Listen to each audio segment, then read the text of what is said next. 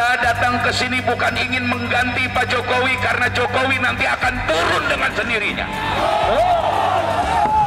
Sumber masalah di negeri ini adalah presiden, saudara-saudara. Banyak katanya ada orang sementara yang tidak suka dengan pemerintahan yang ada sekarang.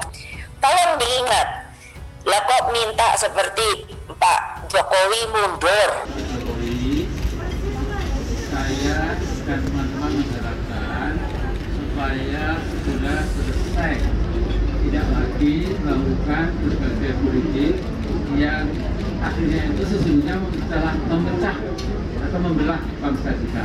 Jangan menekan dengan cara menakut-nakuti rakyat, nakut-nakuti pemerintah. Semua itu ada mekanismenya. Soroti demo PA 212 tolak kenaikan BBM. Denny Siregar, kaum Monas kok tinggal segelintir gitu ya? Bagi media sosial, Denny Siregar menyoroti aksi massa persaudaraan alumni PA 212 yang menolak kenaikan harga BBM bersubsidi di kawasan Patung Kuda, Jakarta Pusat. Denny Siregar mengaku heran kelompok simpatisan Habib Rizik Syihab itu menyusut. Hal itu disampaikan Denny Siregar lewat akun Twitter pribadinya pada Selasa 13 September 2022. September 13, 2022 diketahui sebanyak 6.142 personil gabungan diterjunkan untuk mengamankan aksi demonstrasi kelompok buruh dan persaudaraan alumni atau PA 212 menolak kenaikan harga BBM di sekitar Istana Negara, Jakarta Pusat pada Senin 12 September 2022 hari ini. Kabid Humas Polda Metro Jaya Kombes Pol Endra Zulpan menyebut ribuan personil tersebut merupakan gabungan dari unsur Polri, TNI, dan pemerintah daerah. Sementara itu, Direktur Lalu Lintas Polda Metro Jaya Kombes Pol Latif Usman menyebut pihaknya juga telah melakukan pengalihan arus lalu lintas di sekitar Istana Negara. Pelaksanaannya terap sejak pukul 10.00 WIB pagi ini. Masa PA 212 sempat bentrok dengan mahasiswa. Polisi sebut seorang pendemo dilarikan ke RS karena babak belur. Kapolres Metro Jakarta Pusat Kombes Komarudin menyebut ada satu orang peserta aksi penolakan kenaikan harga BBM di Patung Kuda Arjuna Jakarta Pusat yang mengalami pemukulan. Korban disebut Komarudin mengalami luka lebam. Komarudin sendiri belum menjabarkan secara rinci terkait penyebab korban dipukul.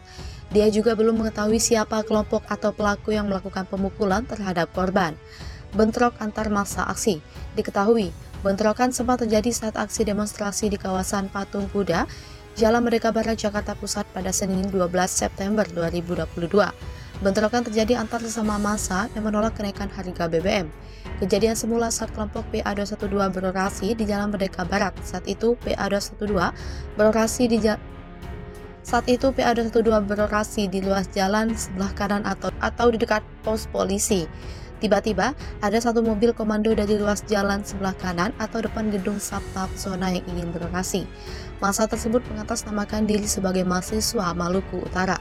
Tuntutan kedua kelompok ini sama, yakni menolak kenaikan harga BBM. Namun tiba-tiba saja kelompok dari PA 212 merangsek naik ke atas mobil komando. Penyerangan pun terjadi, massa GPR terlihat memukuli mahasiswa itu. Mereka merasa jika aksi di depan gedung Sabta Pesona merupakan tandingan. Ada juga yang beranggapan mereka penyusup yang ingin menjelekkan citra Islam. Akibat takut lebih beringas, mobil komando mahasiswa ini pun mundur. Saat mundur, satu orang peserta aksi mahasiswa sempat tercebur di kolam dengan patung kuda, sementara mobil komando langsung tancap gas. Keberingasan massa GNPR belum berakhir. Demonstran yang nyemplung ke kolam patung kuda itu sempat diamuk massa. Sementara massa lainnya terus menjambak kepala mahasiswa tersebut mengarah ke Tanah Abang. Namun saat itu korban dibelokkan kembali ke arah Monas.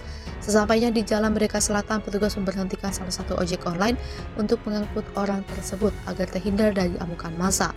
Namun saat itu mahasiswa tersebut sempat kembali dipukuli dan kunci motor ojek online tersebut bahkan sempat hilang.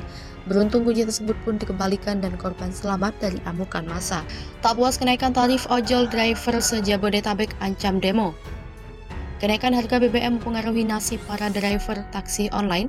Meski terdapat kenaikan tarif ojol untuk menyesuaikan dengan kebijakan kenaikan harga BBM, namun belum bisa memuaskan.